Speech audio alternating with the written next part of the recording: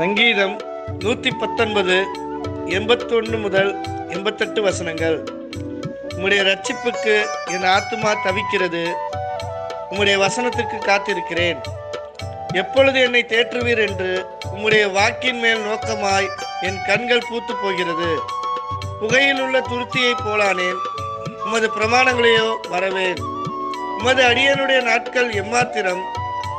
என்னை துன்பப்படுத்துகிறவர்களுக்கு நீர் எப்பொழுது நியாய தீர்ப்பு செய்வீர்? உம்முடைய வேதத்துக்கு விரோதமாய் அகங்காரிகள் எனக்கு குழிகளை வெட்டினார்கள். உம்முடைய கற்பனைகள் எல்லாம் உண்மையாய் இருக்கிறது. அநியாயமாய் என்னை துன்பப்படுத்துகிறார்கள். நீர் எனக்கு சகாயம் பண்ணும்.